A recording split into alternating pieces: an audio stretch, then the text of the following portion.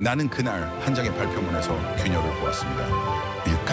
6만 유로, 두 개의 숫자가 세 개를 달랐습니다. 미국 의원들이 소리쳤습니다. 배신이다. 텍사스 주민들이 울었습니다. 우리 일자리는요. 하지만 아무도 답하지 않았습니다. 침묵만 흘렀습니다. 저는 루카스 드라켄입니다. 옥스퍼드에서 경제학을 배웠고 월스트리트에서 제국을 설계했습니다. 제 보고서 한 장이 정부를 움직였습니다. 제 예측 하나가 시장을 뒤흔들었습니다. 하지만 그날 밤 저는 무력했습니다. 제 모델로는 설명할 수 없는 현상이 벌어지고 있었습니다. 평택행 비행기에 올랐습니다. 밤 11시 착륙 직전 창밖으로 본 풍경에 제 심장이 멈췄습니다. 도시가 아니었습니다. 이 별자리였습니다. 수천 개의 불빛이 하나의 의지로 맥박치고 있었습니다. 클린룸에 들어섰습니다. 황색 등 아래 웨이퍼가 흘렀습니다. 소리 없이, 멈춤 없이, 완벽하게 그 순간 깨달았습니다. 이들은 잠들지 않는다는 것을요. 세계가 잠든 사이 이들은 미래를 만들고 있었습니다. 새벽 3시 워싱턴이었습니다. 제 휴대폰에 긴급 브리핑 알람이 떴죠. 삼성전자 채용 발표문. 6만 명이라는 숫자가 눈에 들어왔습니다. 그런데 미국은 어디 있습니까? 저는 문서를 확대했습니다. 다시 확대했습니다. 없었습니다. 완전히. 저는 루카스 드라켄입니다. 영국에서 태어나 30년간 글로벌 공급망을 분석해온 사람이죠. 정부 자문, 기업 전략, 국제 협상. 제가 다루지 않은 산업 지도는 없습니다. 숫자를 읽고 흐름을 예측하고 위기를 계산하는 게 제 일이었습니다. 하지만 이 발표문은 달랐습니다. 계산이 아니라 선언이었죠. 5년간 6만 명을 채용한다는 겁니까? 그런데 미국은 단 한 줄도 없다는 겁니까? 저는 커피를 한 모금 마셨습니다. 쓴맛이 목구멍을 타고 내려갔죠. 그 순간 제 머릿속에서 경보가 울렸습니다. 텍사스였습니다. 55조 원을 쏟아부은 테일러 공장. 그곳은 단순한 반도체 공장이 아니었습니다. 텍사스 주지사가 직접 나서서 따낸 프로젝트였죠. 일자리 2,000개, 지역 경제 활성화, 차세대 산업 거점. 주민설명회에서 주지사는 이렇게 말했습니다. 우리 아이들이 이 공장에서 일하게 될 겁니다. 그 약속을 믿고 예산안에 찬성표를 던진 의원들. 보조금 투입을 지지한 유권자들. 그런데 지금 삼성전자는 뭐라고 말하고 있습니까? 미국 채용 계획 제로입니다. 저는 노트북을 열었습니다. 텍사스 주의회 회의록을 검색했죠. 예산안 심의 과정이 떴습니다. 교육 예산 삭감, 인프라 투자 지연. 모두 삼성 공장 유치를 위한 보조금 때문이었습니다. 2억 5천만 달러. 그 돈이 지금 허공에 떠 있는 겁니까? 더 큰 문제는 타이밍이었습니다. 바로 그 전주였습니다. 미국 정부가 H-1B 비자 수수료를 100배 올렸죠.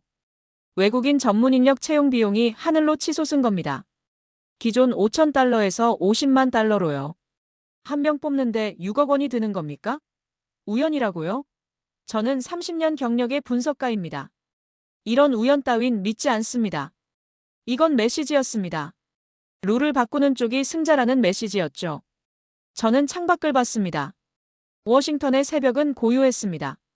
하지만 제 머릿속은 달랐죠. 텍사스 주의회, 조지아 주지사실, 애리조나 상공회의소.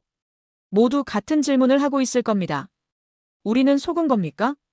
전화기가 울렸습니다. 텍사스 주지사 보좌관이었죠. 목소리가 떨리고 있었습니다. 드라켄 박사 긴급회의를 소집했습니다. 내일 오전 9시 주의회의입니다. 저는 대답했습니다. 알겠습니다. 자료를 준비하죠. 전화를 끊고 저는 데이터를 다시 열었습니다. 텍사스만의 문제가 아니었습니다. 회의록을 더 파고들자 충격적인 내용이 나왔죠. 주 교육 예산에서 3억 달러를 전용하려는 움직임이 있었습니다. 공장 유치 경쟁에서 밀리지 않으려고요. 학교 예산을 깎아서 기업 보조금을 준다는 겁니까? 이건 투자가 아니었습니다. 정치였죠. 조지아가 떠올랐습니다. 현대차와 SK가 투자한 곳입니다. 그곳도 같은 상황일 겁니다. 한국 기업들의 고용 계획에서 미국이 사라지고 있는 겁니까? 저는 지도를 펼쳤습니다. 미국 남부를 가로지르는 붉은 점들. 삼성, 현대, SK, LG. 모두 한국 기업이었죠. 그리고 그 점들은 모두 경합주였습니다. 선거판이 흔들리고 있었습니다. 일자리를 약속받은 유권자들, 보조금을 쏟아부은 주지사들. 그들이 지금 뭘 보고 있습니까? 6만 명 채용 계획에서 자기 지역은 빠진 발표문을 보고 있는 겁니다. 신뢰가 무너지고 있었습니다. 저는 펜을 들었습니다. 노트에 한 줄을 적었죠. 한국은 진짜 미국 없이 갈 수 있는가? 이 질문이 제 머릿속에서 떠나지 않았습니다. 30년간 제가 만든 모델. 미국 중심의 글로벌 공급망. 그 모델의 경고등이 켜진 겁니다. 저는 비행기표를 검색했습니다. 워싱턴에서 서울행. 직접 확인해야 했습니다. 한국이 정말 새로운 판을 짜고 있는 건지, 아니면 이건 단순한 허세인 건지. 새벽 4시 예약 완료 문자가 왔습니다. 저는 창밖을 다시 봤습니다. 동쪽 하늘이 희미하게 밝아오고 있었죠. 하지만 제 눈에는 다른 게 보였습니다. 공급망 지도 위에 화살표들. 천천히, 아주 천천히 동쪽으로 휘어지고 있었습니다. 3일 후 저는 평택에 있었습니다. 밤 10시였죠. 공항에서 차로 1시간. 어둠 속에서 불빛이 보이기 시작했습니다. 처음엔 별인 줄 알았습니다. 하지만 별이 아니었죠. 공장이었습니다. 차가 가까워질수록 규모가 드러났습니다. 크레인이 하늘을 찔렀죠. 10대, 20대가 아니었습니다. 수십 대가 동시에 움직이고 있었습니다. 밤인데도요. 저는 차에서 내렸습니다. 바람이 쇳소리를 실어날랐죠. 용접 불꽃이 사방에서 터졌습니다. 이건 공사장이 아니었습니다. 전쟁터였죠. 안내를 맡은 사람이 다가왔습니다. 평택 클러스터 운영팀 박상현 과장이었습니다. 밤에도 멈추지 않습니다. 그가 말했죠. 라인은 24시간 돌아갑니다. 저는 물었습니다. 텍사스 테일러 공장과 비교하면 어떻습니까? 그가 웃었습니다. 면적은 3배입니다. 라인 밀도는 5배고요. 저는 숨이 막혔습니다. 클린룸으로 들어갔습니다. 황색등이 공간을 채웠죠. 웨이퍼 캐리어가 레일을 따라 흘렀습니다. 소리가 없었습니다. 기계들이 숨을 죽이고 일하고 있었죠. 박상현 과장이 설명했습니다. 여기가 파운드리 라인입니다. 시간당 웨이퍼 300장을 처리하죠. 저는 계산했습니다. 테일러는 시간당 150장이었습니다. 2배였죠. 어떻게 가능합니까? 공정 통합입니다. 그가 모니터를 가리켰습니다. 설계부터 검수까지 한 건물에서 끝납니다. 이동 시간이 제로죠. 저는 고개를 끄덕였습니다. 효율이 보였습니다. 숫자가 아니라 구조로요. 야간 교대조가 들어왔습니다. 젊은 엔지니어들이었죠. 피곤한 기색이 없었습니다. 오히려 집중된 눈빛이었습니다.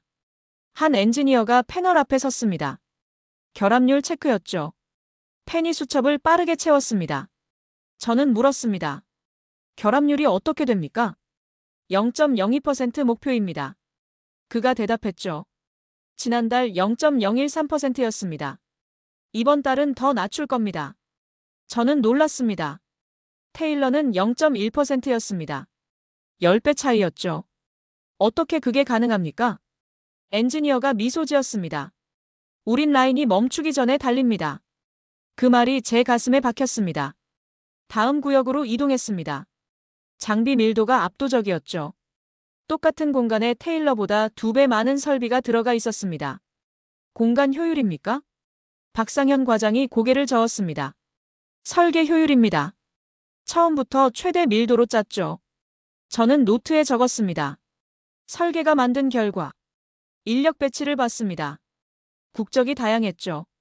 하지만 소통에 문제가 없었습니다. 언어가 아니라 숫자로 대화하고 있었습니다. 수율, 사이클 타임, 가동률. 모두 모니터에 떴습니다. 비자 문제는 없습니까? 제가 물었습니다. 없습니다. 박상현 과장이 단호하게 말했죠. 여기선 국적이 중요하지 않습니다. 실력이 중요하죠. 저는 멈췄습니다. 미국이 비자 수수료를 100배 올린 이유. 한국은 그게 필요 없었던 겁니다. 밤 1시 옥상으로 올라갔습니다. 평택 클러스터 전체가 보였죠. 불빛이 바다를 이뤘습니다. 공장 하나가 아니었습니다. 도시였죠. 반도체, 배터리, 디스플레이. 모든 게 연결돼 있었습니다. 부품이 이동하는 시간, 분 단위였습니다. 테일러는 시간 단위였죠. 저는 깨달았습니다. 이건 공장이 아니었습니다. 플랫폼이었죠. 제 모델이 흔들렸습니다. 30년간 믿어온 가정. 미국 중심의 공급망. 그 중심이 이동하고 있었습니다. 박상현 과장이 다가왔습니다. 어떻습니까? 저는 솔직하게 말했습니다. 제 모델이 틀렸습니다. 그가 고개를 갸우뚱했죠. 무슨 말씀이십니까? 미국 의존이라는 가정입니다. 저는 불빛을 가리켰습니다. 여기가 기준점이었습니다. 제가 몰랐던 거죠. 새벽 3시였습니다. 라인은 여전히 돌아가고 있었습니다. 크레인은 여전히 움직이고 있었죠. 멈추지 않는 심장이었습니다. 저는 노트에 한 줄을 더 적었습니다. 공급망의 중심이동 평택. 차에 올랐습니다. 다음 목적지는 유럽이었습니다. 헝가리 데브레첸. 한국 기업들이 또 다른 거점을 만들고 있는 곳이었죠. 평택이 규모라면 유럽은 전략일 겁니다. 저는 그걸 확인하고 싶었습니다. 차창 밖으로 평택의 불빛이 멀어졌습니다. 하지만 제 머릿속에선 더 선명해졌죠. 공장은 말이 없었습니다. 대신 수율로 답했습니다. 일주일 후, 저는 헝가리에 있었습니다. 데브레첸. 헝가리 제2의 도시였죠. 부다페스트에서 동쪽으로 2시간. 평원이 끝없이 펼쳐진 곳이었습니다. 그런데 그 평원 한가운데 거대한 구조물이 솟아 있었습니다. 기가 팩토리였습니다. 차에서 내리자 바람이 불었습니다. 평택과는 달랐죠. 여기는 조용했습니다. 하지만 그 조용함 속에 무게가 있었습니다. 현장 책임자가 저를 맞았습니다. 김태훈 부장이었죠. 늦지 않으셨습니다. 막 라인 점검이 끝났어요. 공장 골조가 하늘을 채우고 있었습니다. 아직 완공 전이었지만 규모가 느껴졌죠. 완공은 언제입니까? 내년 3월입니다. 김태훈 부장이 대답했습니다. 연간 배터리 생산량 30만 대분이죠. 저는 계산했습니다. 유럽 전기차 시장의 15%였습니다. 적지 않은 숫자였죠. 안으로 들어갔습니다. 배터리 셀 조립 라인이 설치되고 있었습니다. 자동화 로봇팔이 정밀하게 움직였죠. 인력은 몇 명입니까? 1,500명 계획입니다. 김태훈 부장이 말했습니다. 하지만 절반은 로봇이 대체하죠. 저는 고개를 들었습니다. 평택도 그랬습니다. 자동화 비율이 높더군요. 맞습니다. 그가 웃었습니다. 여기서 핵심은 예측 가능성이에요. 예측 가능성. 그 단어가 귀에 꽂혔습니다. 김태훈 부장이 서류를 꺼냈습니다. 헝가리 정부와의 투자 계약서였죠. 보십시오. 법인세 감면 10년, 부지 임대료 동결 15년. 저는 서류를 넘겼습니다. 조항이 빼곡했습니다. 하지만 명확했죠. 변경 통보 기간이 있습니까? 6개월 전 통보 의무입니다. 그가 조항을 손가락으로 짚었습니다. 깜짝 발표가 없어요. 룰이 바뀌면 미리 알려주죠. 저는 숨을 들이켰습니다. 미국과 달랐습니다. 텍사스에서 H1B 수수료가 하루아침에 100배 올랐죠. 사전 통보 없이요. 그래서 여기 온 겁니까? 김태훈 부장이 고개를 끄덕였습니다. 유럽은 느립니다. 하지만 실수가 없어요. 우리는 물류센터로 이동했습니다. 철도와 고속도로가 공장과 직결돼 있었죠. 독일까지 6시간입니다. 김태훈 부장이 지도를 펼쳤습니다. 프랑스는 10시간, 이탈리아는 12시간이죠. 유럽 전역이 하루 안에 닿았습니다. 배터리를 실으면 다음 날 완성차가 나올 수 있었죠. 시장 접근성입니까? 맞습니다. 그가 말했습니다. 여기가 유럽의 심장이에요. 저는 고개를 끄덕였습니다. 평택이 생산 효율이라면 데브레첸은 시장 효율이었습니다. 지역 직업학교를 방문했습니다. 놀라운 광경이었죠. 교실에 배터리 조립 장비가 있었습니다. 실제 공장과 똑같은 설비였습니다. 학생들이 여기서 배웁니까? 교장이 대답했습니다. 졸업하면 바로 공장에 투입됩니다. 재교육이 필요 없죠. 저는 감탄했습니다. 교육과 산업이 직결돼 있었습니다. 미국처럼 비자 걱정이 없었죠. 지역 인력을 키워서 쓰는 겁니다. 정부가 지원합니까? 물론입니다. 교장이 말했습니다. 커리큘럼을 같이 짰어요. 한국 기업과 헝가리 정부가요. 저는 노트에 적었습니다. 정책이 조용하니 비용이 예측됐다. 저녁이 됐습니다. 공장 지붕 위로 비가 내렸죠. 빗소리가 리듬처럼 균일했습니다. 김태훈 부장이 말했습니다. 미국은 시끄럽습니다. 정치가 매일 바뀌죠. 저는 고개를 끄덕였습니다. 그래서 리스크가 큽니다. 맞아요. 그가 창밖을 봤습니다. 여기는 다릅니다. 약속이 지켜지죠. 저는 깨달았습니다. 이건 피신이 아니었습니다. 전략이었죠. 미국이 문을 닫으면 유럽이 열렸습니다. 한국 기업들은 선택지를 만들고 있었던 겁니다. 평택과 데브레체. 저는 중얼거렸습니다. 둘이 연결되면 어떻게 됩니까? 김태훈 부장이 미소 지었습니다. 그럼 미국이 필요 없어지죠. 그 말이 제 가슴을 쳤습니다. 밤 10시 호텔로 돌아왔습니다. 노트북을 열었죠. 평택 데이터와 데브레첸 계획을 겹쳤습니다. 생산은 평택, 유통은 데브레첸. 두 거점이 유럽과 아시아를 묶었습니다. 저는 펜을 들었습니다. 대체지? 아니다. 새 중심이다. 창밖으로 비가 계속 내렸습니다. 조용한 빗소리였죠. 하지만 제 머릿속은 달랐습니다. 균열이 아니었습니다. 제 편이었습니다. 미국 중심의 지도가 무너지고 있었습니다. 그리고 새로운 지도가 그려지고 있었죠. 저는 비행기표를 다시 검색했습니다. 이번엔 워싱턴 행이었습니다. 확인은 끝났습니다. 이제 증언할 시간이었죠. 워싱턴으로 돌아온 날 뉴스가 터졌습니다. H-1B 비자 수수료 인상. 공식 발효였죠. 50만 달러. 한 명당 6억 원입니다. 제 사무실 전화기가 미쳐 돌아갔습니다. 텍사스 주지사실, 조지아 상공회의소, 애리조나 경제개발청. 모두 같은 질문을 했죠. 어떻게 해야 합니까? 저는 대답할 수 없었습니다. 모니터를 켰습니다. 글로벌 공급망 지수가 떴죠. 빨간색이었습니다. 급락이었습니다. 투자 지연, 계약 취소, 공장 건설 중단. 도미노가 시작되고 있었습니다. 저는 의자에 기댔습니다. 30년간 쌓아온 모델.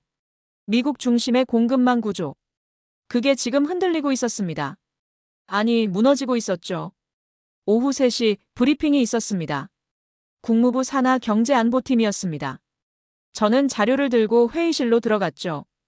12명이 앉아 있었습니다. 모두 차갑게 굳은 표정이었습니다. 팀장이 말했습니다. 드라켄 박사 평택과 데브레첸 보고서를 봤습니다. 저는 고개를 끄덕였습니다. 솔직히 말씀드리죠. 그가 책상을 두드렸습니다. 한국은 일시적 현상입니다. 곧 한계에 부딪힐 겁니다. 저는 멈췄습니다. 무슨 근거입니까? 시장입니다. 영국에서 온 힐러드 박사가 끼어들었습니다. 미국 없이 글로벌 시장은 없어요. 결국 돌아올 수밖에 없죠. 저는 자료를 펼쳤습니다. 평택의 생산 효율을 보십시오. 테일러보다 2배입니다. 효율이 전부가 아닙니다. 힐러드 박사가 냉소했습니다. 정치가 바뀌면 효율도 의미 없어요. 저는 목소리를 높였습니다. 그럼 데브레체는 뭡니까? 유럽 시장 15%를 장악할 계획입니다. 계획일 뿐이죠. 팀장이 말했습니다. 실행은 다른 문제입니다. 회의실이 조용해졌습니다. 저는 숨을 들이켰습니다. 이성과 직관이 싸우고 있었죠. 데이터는 명확했습니다. 한국은 움직이고 있었습니다. 하지만 이들은 믿지 않았습니다. 박사님, 힐러드 박사가 말했습니다. 우린 숫자만 봐야 합니다. 감정은 배제하고요. 그 말에 제 안에서 뭔가 터졌습니다. 감정이라고요? 저는 테이블을 내려쳤습니다.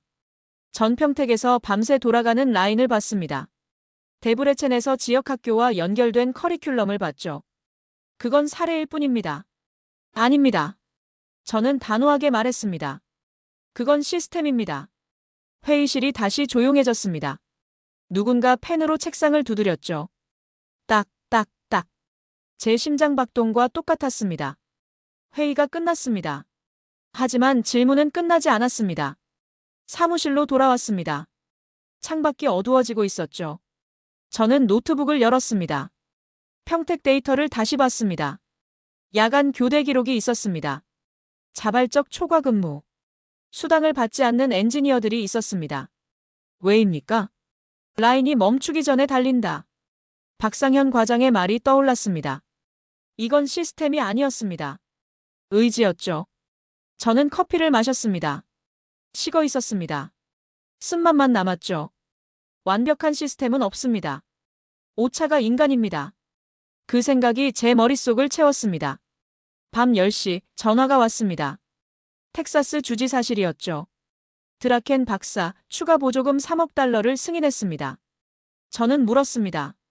어디서 나온 돈입니까? 교육 예산입니다. 저는 전화를 끊었습니다. 교육 예산을 깎아서 공장을 붙잡는다고요? 이건 투자가 아니었습니다. 공포였습니다. 저는 일어났습니다. 창밖을 봤죠. 워싱턴의 불빛이 반짝였습니다. 하지만 제 눈에는 평택의 불빛이 보였습니다. 멈추지 않는 라인. 숫자를 넘어선 의지. 저는 결심했습니다. 비행기표를 다시 검색했습니다. 워싱턴에서 서울 경유 헝가리행. 아니, 그게 아니었습니다. 다시 평택으로 가야 했습니다. 확인이 아니라 증언을 위해서요. 예약 버튼을 눌렀습니다. 그 순간 제 가슴이 뛰었습니다. 두려움이 아니었습니다. 결의였죠. 의심은 패배가 아닙니다. 판단의 시작입니다. 저는 노트에 한 줄을 적었습니다. 나는 균열을 외면하지 않는다. 새벽 1시였습니다.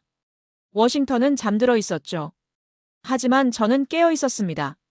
숫자만 보는 자들에게 현장은 보이지 않습니다. 전 이제 현장으로 돌아갑니다. 데이터가 아니라 사람을 보러요.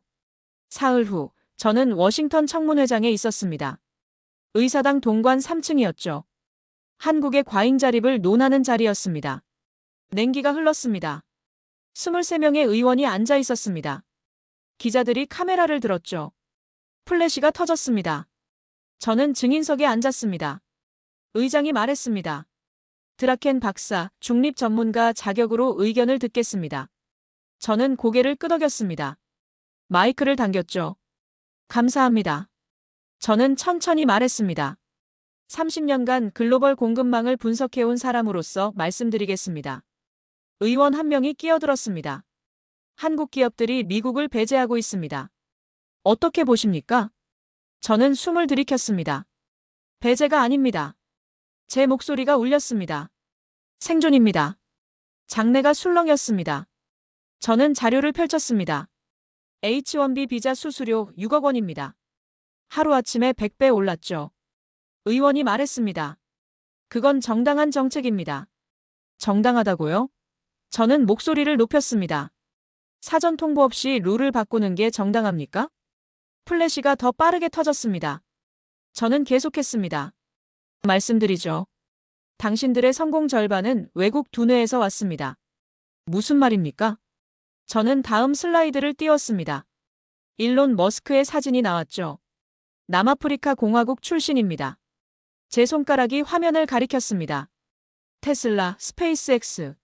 모두 이민자가 만들었습니다. 다음 슬라이드. 멜라니아 트럼프였습니다. 슬로베니아 출신입니다. 저는 의원들을 똑바로 봤습니다.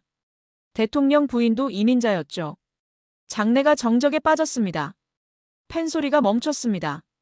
한 의원이 얼굴을 붉혔습니다. 그건 다른 문제입니다. 아닙니다. 저는 단호하게 말했습니다. 똑같은 문제입니다. 인재를 받아들이는가 막는가의 문제죠. 다음 슬라이드를 띄웠습니다. 구글 창업자 세르게이 브린. 러시아 출신이었습니다. 엔비디아 창업자 젠슨 황. 대만 출신이었죠. 실리콘밸리를 만든 사람들입니다. 저는 천천히 말했습니다. 모두 외국인이었습니다. 의장이 망치를 두드렸습니다. 박사, 요점으로 들어가십시오. 저는 고개를 끄덕였습니다. 요점은 이겁니다. 저는 마이크에 입을 가까이 댔습니다. 당신들이 문을 닫으면 인재는 다른 곳으로 갑니다. 어디로 간다는 겁니까? 한국입니다. 장내가 다시 술렁였습니다. 저는 노트북을 열었습니다. 영상 파일을 재생했죠. 화면에 평택이 떴습니다. 야간 공장이었습니다. 불빛이 바다를 잃었죠. 한 청년이 나왔습니다. 박상현이었습니다. 저는 평택에서 일합니다. 그의 목소리가 스피커를 통해 흘렀습니다. 반도체 라인 엔지니어입니다. 화면이 클린룸으로 바뀌었습니다. 황색 등 아래 웨이퍼가 흘렀죠. 우린 이곳에서 꿈을 만듭니다. 박상현이 말했습니다. 비자가 필요 없습니다. 국적도 묻지 않죠. 카메라가 그의 얼굴을 클로즈업했습니다. 눈빛이 빛났습니다. 라인이 멈추기 전에 우린 달립니다. 그가 미소 지었습니다. 이게 우리 방식입니다. 영상이 끝났습니다. 청문회장이 조용했습니다. 너무 조용했죠. 저는 노트북을 닫았습니다.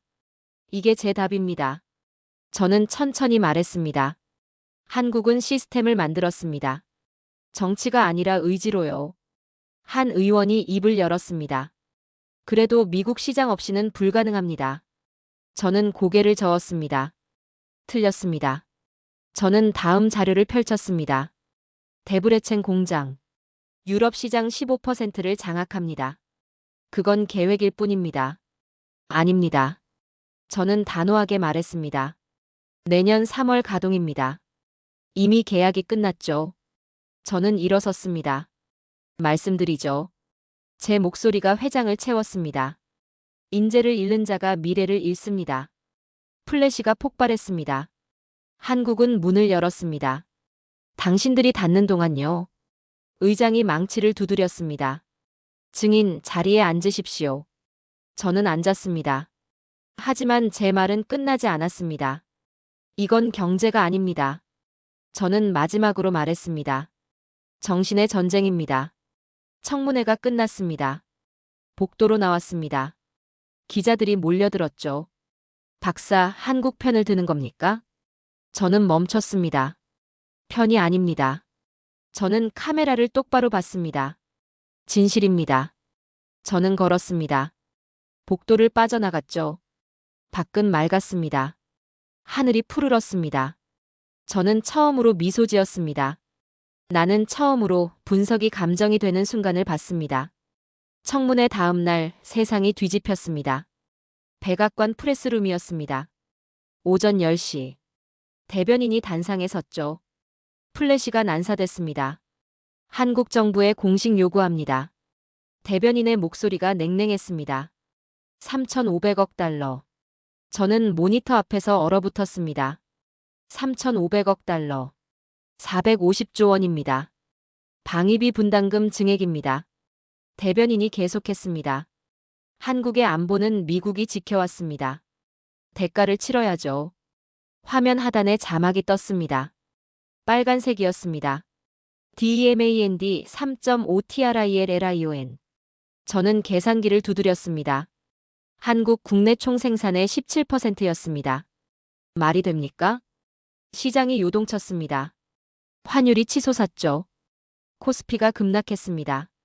제 전화기가 울렸습니다. 국무부였습니다. 드라켄 박사, 긴급 브리핑입니다. 저는 달려갔습니다. 회의실에 15명이 모였습니다. 모두 긴장한 표정이었죠. 박사님 의견이 필요합니다. 팀장이 말했습니다. 이 요구가 합리적입니까? 저는 자료를 펼쳤습니다. 손이 떨렸습니다. 17%입니다. 저는 천천히 말했습니다. 한국 GDP의 17%를 내라는 겁니까? 방위비입니다. 방위비라고요? 저는 목소리를 높였습니다. 이건 협박입니다. 회의실이 조용해졌습니다. 저는 계속했습니다. 나토 회원국 평균이 2%입니다. 한국의 17%를 요구하는 건 말이 안 됩니다. 하지만 대통령이 결정했습니다. 저는 노트북을 열었습니다. 보고서를 작성했죠. 제목은 명확했습니다. 3.5조 달러 요구의 불합리성 분석. 숫자를 늘어놓았습니다. GDP 대비 비율, 역사적 선례, 국제 비교. 모든 데이터가 한 가지를 말했습니다. 불가능합니다. 보고서를 완성했습니다. 저는 송신 버튼에 손을 올렸죠. 멈췄습니다. 이 보고서를 보내면 어떻게 됩니까? 제 경력이 끝날 수도 있습니다. 미국 정부를 정면으로 반박하는 겁니까? 하지만 진실은 명확했습니다. 저는 버튼을 눌렀습니다. 메일이 전 세계 언론사로 날아갔습니다. 로이터, 블룸버그, 파이낸셜 타임스. 심장이 빠르게 뛰었습니다. 1시간 후 뉴스가 터졌습니다. 영국 경제학자, 미국 요구 불합리 지적. 제 이름이 헤드라인에 올랐습니다. 전화기가 미쳐 돌아갔습니다. 받지 않았습니다. 서울발 뉴스가 떴습니다. 한국 외교부 브리핑이었습니다. 대변인이 단상에 섰죠. 협상은 계속됩니다. 대변인의 목소리가 차분했습니다. 하지만 데드라인은 없습니다. 저는 숨을 들이켰습니다. 데드라인이 없다. 그 말에 무게가 느껴졌습니다. 굴복하지 않는다는 뜻이었죠. 시장이 반응했습니다. 환율이 안정됐습니다. 코스피가 반등했죠. 저는 모니터를 응시했습니다. 한국이 버티고 있었습니다. 사흘이 지났습니다. 백악관이 다시 브리핑을 열었습니다. 하지만 이번엔 달랐죠. 협상 테이블로 돌아갑니다. 대변인이 말했습니다. 건설적 대화를 이어가겠습니다. 요구액이 사라졌습니다. 저는 의자에 기댔습니다. 한국이 이긴 겁니까? 아니, 이긴 게 아니었습니다. 버틴 겁니다. 저녁 호텔방에 앉았습니다. 창밖으로 워싱턴이 보였죠. 불빛이 반짝였습니다. 하지만 예전과 달랐습니다. 동맹이라는 단어가 떠올랐습니다. 30년간 저는 동맹을 계약서로 봤습니다. 숫자로 봤죠. 하지만 틀렸습니다. 동맹은 존중입니다. 신뢰입니다. 한국은 요구에 굴복하지 않았습니다. 대신 대화를 제안했죠. 그게 존엄이었습니다. 저는 노트에 적었습니다. 그 요구는 거래가 아니라 시험이었다. 한국은 시험을 통과했습니다. 지도를 펼쳤습니다. 한반도가 보였죠. 작은 나라였습니다. 하지만 작지 않았습니다. 평택의 라인이 떠올랐습니다. 데브레첸의 공장이 보였죠. 그리고 서울 외교부 브리핑룸의 침묵. 저는 깨달았습니다. 나는 통계의 숫자에서 인간의 존엄을 읽었습니다. 전화가 왔습니다. 서울발이었습니다. 드라켄 박사 감사합니다. 외교부 관계자였습니다. 보고서가 큰 도움이 됐습니다. 저는 대답했습니다. 진실을 썼을 뿐입니다. 전화를 끊었습니다. 창밖을 다시 봤습니다. 별이 떠 있었죠. 동맹은 계약서가 아니라 기억으로 지켜진다. 저는 그날 밤 지도 위에 선을 그었습니다. 금이 간 선이 아니었습니다. 새로 연결된 선이었죠. 워싱턴과 서울을 잇는 선. 그 선은 힘이 아니라 존중으로 그어졌습니다.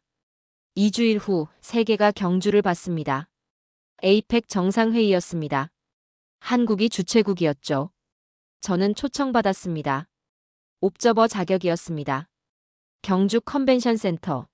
신라시대 금문양이 외벽을 덮었습니다. 그 위로 각국 국기가 펄럭였죠. 저는 숨을 들이켰습니다. 1000년 전 신라가 제국과 맞섰던 땅. 다시 역사가 회전하고 있었습니다. 회의장 안으로 들어갔습니다.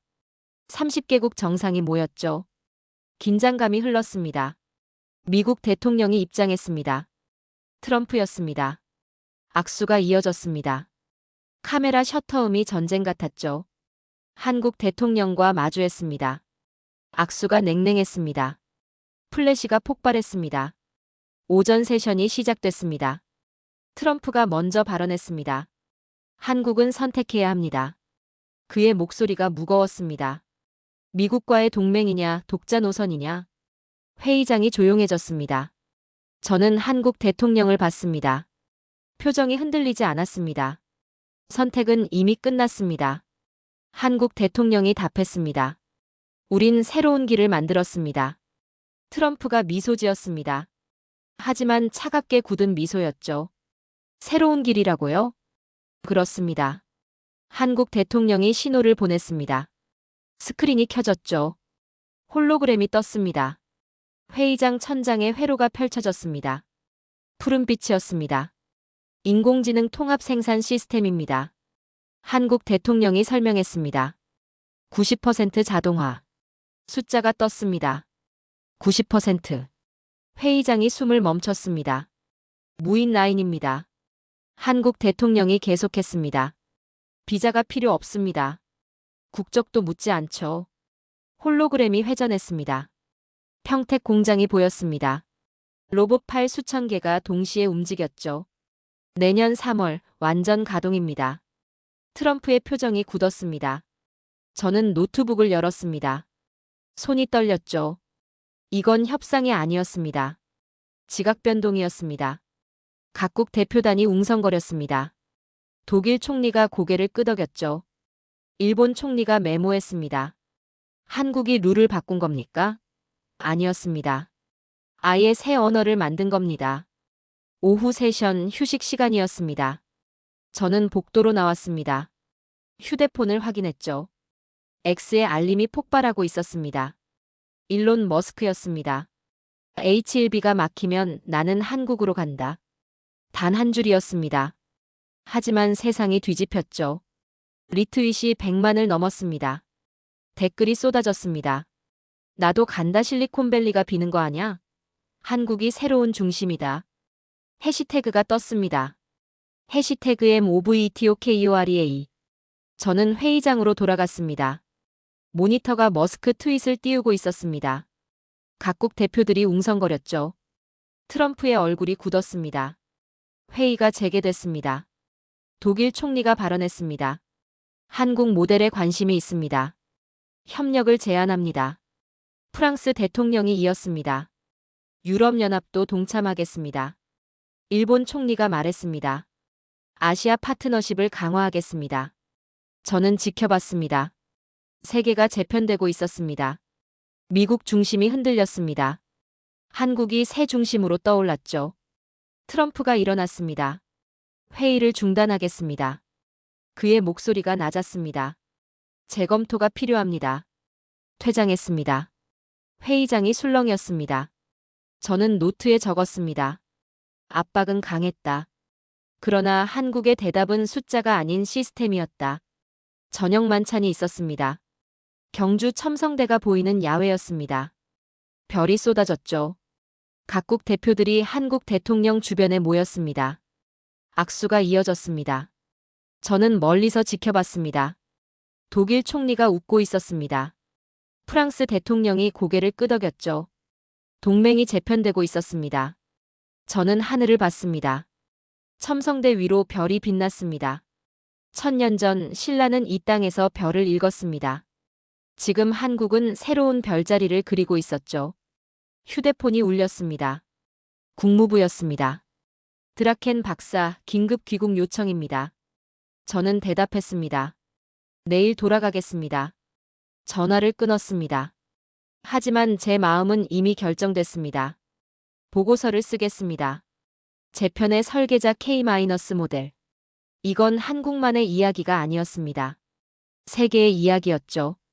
밤이 깊었습니다. 저는 호텔방으로 돌아왔습니다. 노트북을 열었죠. 화면에 평택이 떴습니다. 라인이 돌아가고 있었습니다. 데브레첸이 보였습니다. 공장이 완성되고 있었죠. 그리고 경주. 세계 정상들이 새로운 중심을 확인한 곳. 저는 타이핑을 시작했습니다. 한국은 위기에 굴복하지 않았다. 손가락이 빠르게 움직였습니다. 위기를 구조화했다. 문장이 이어졌습니다. 그들은 룰을 바꾸지 않았다. 아예 새 언어를 만들었다. 저는 멈췄습니다. 창밖을 봤습니다. 경주의 밤이었습니다. 첨성대 조명이 은은했습니다. 그날 세계는 자동화보다 더 정밀한 의지를 보았습니다. 3개월이 흘렀습니다. 세상이 움직였습니다. 구글 본사 발표였습니다. 서울 연구개발센터 확장. 투자액 10억 달러. 마이크로소프트가 이었습니다. 평택 인공지능 허브 설립. 2,000명 채용. 메타가 발표했습니다. 부산 데이터센터 착공. 500명 규모. 뉴스가 연속으로 터졌습니다. 헤드라인이 화면을 덮었죠. 저는 워싱턴 사무실에 앉아 있었습니다. 모니터를 응시했습니다. 세계가 재편됐습니다. 하지만 그 재편은 폭력이 아니었습니다. 선택이었죠. 미국 내부가 흔들렸습니다. 실리콘밸리 기업가 150명이 공개 서한을 냈습니다.